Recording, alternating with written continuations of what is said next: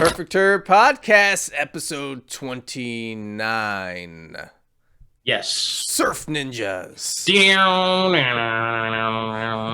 That's not even anything remotely to the music there, but whatever. Nice. Yes. A movie kind of from our childhood, I would say. Yeah.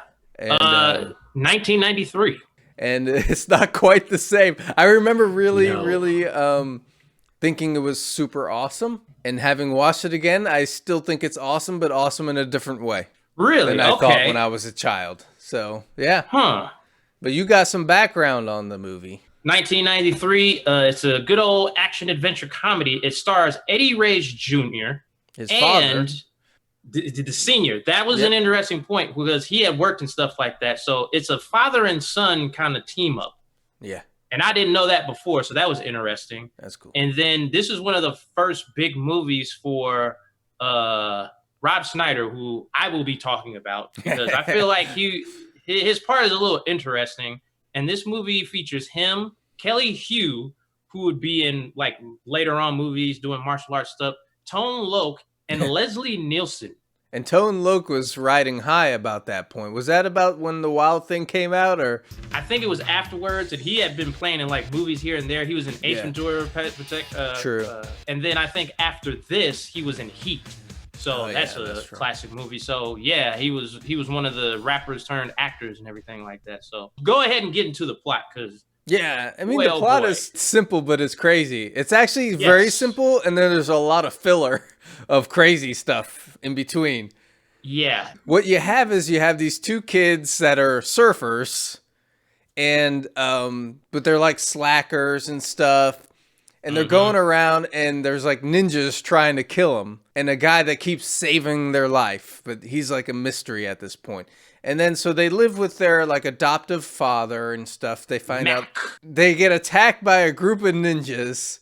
This savior of theirs saves them, and then he explains to them that they're royalty. And then this is where it gets kind of funny, because there was some kind of like uprising or takeover of this place. And the royal family took their little babies, they handed them off to this guy, and then he handed them off to their adoptive father. Mm-hmm. And he took them to America and everything to keep them safe. And then what happened was, who did the uprising was the Leslie Nielsen character, which is funny. So he's the villain of the movie. That's basically it. Right? Isn't that? There's not much else to it. It sounds like what you just explained was like a Saturday morning cartoon. Yeah. And that's a big thing about this movie that I was thinking. I was like, this is like a cartoon show or something like that, because it's so simplistic. And then it's like those little things. Because like, okay, we got to talk about Leslie Nielsen. Yeah. He just does, we don't know really anything about him. No. He's just, and it's weird because, okay, they're Ernie Reyes and his brother, of course, they're Asian.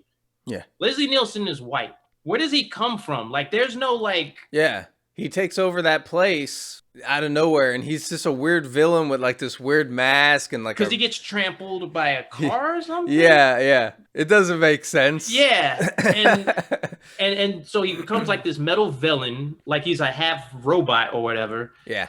Because they have to start the uprising, they have to go to Pontusan. Yeah. And speaking of random kind of white people, Rob Schneider. He's like, they're all comic relief, but he's the master of the comic relief of the movie. Is he the master? Because here's my problem with Rob Schneider's character. I feel like he's not even needed almost. He's not really. And the funny thing about the movie is like, it's called Surf Ninjas, and he doesn't surf. He can't surf. And they actually, like, in the movie, they're like, we know you can't surf. And he's like, yeah. Yeah.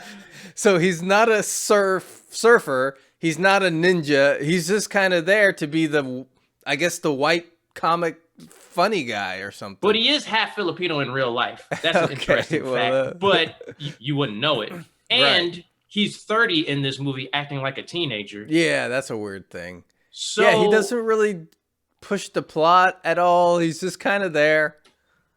That's his character. Like the one funny thing he does do though is like when they're in this car chase and he throws the dynamite in one of the cars and he's like, I got one. He's like, you're supposed to light it, you idiot. Like But other than that, like he really, he doesn't push serves the no plot like purpose. you said.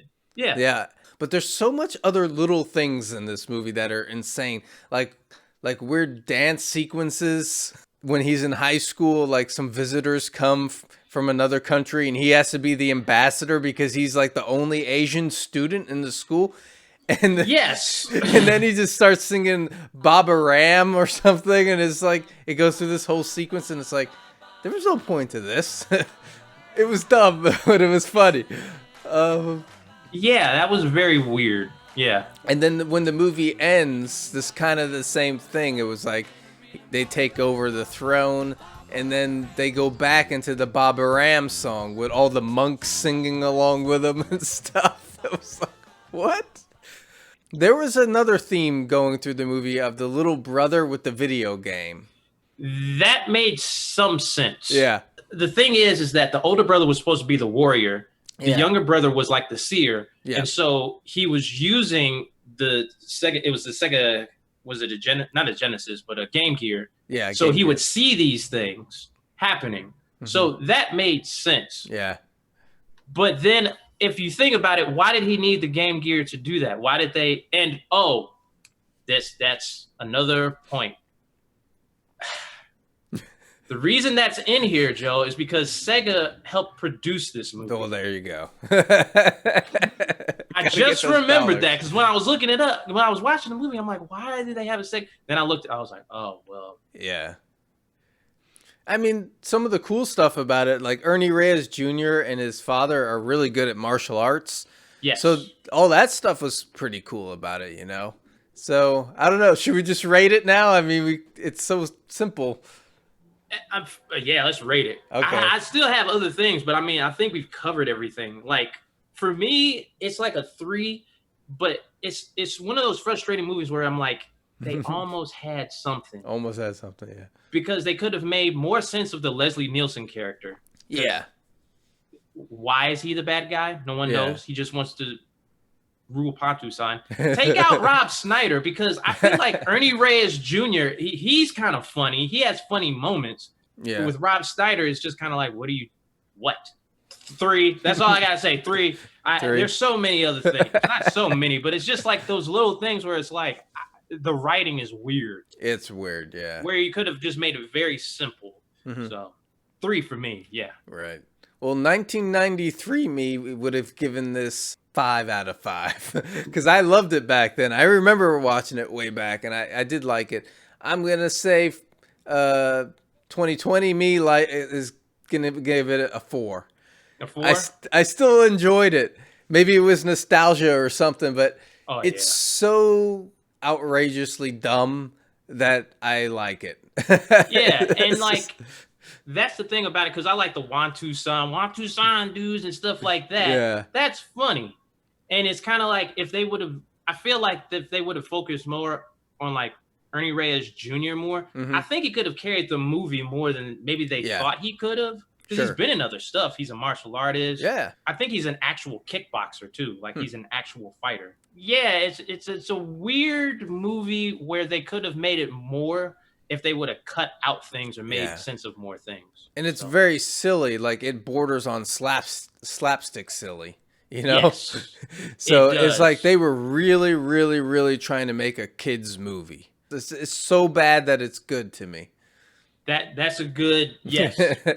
It's just those certain moments where you're just like, why is this in the movie? Doesn't make sense. Could you make this movie into a serious action movie? You could make, here's the thing. You can make this into a serious movie, but then you're going to have to like make it dark. Like the Leslie Nielsen character, then if you want the serious route, you got to cut him the freak out. And that's another thing about the behind the scenes. He stayed in character. So he stayed mean to people, but it's like, it's surf ninjas. Yeah. Why are you staying in character? Like you're a cartoon villain. So if they changed it, then the Leslie Nielsen character, you know what it would have been? It would have been like Lion King with like Jafar and that kind of thing. Yeah, that's true. I won't want to watch this movie again for a while, but I definitely could.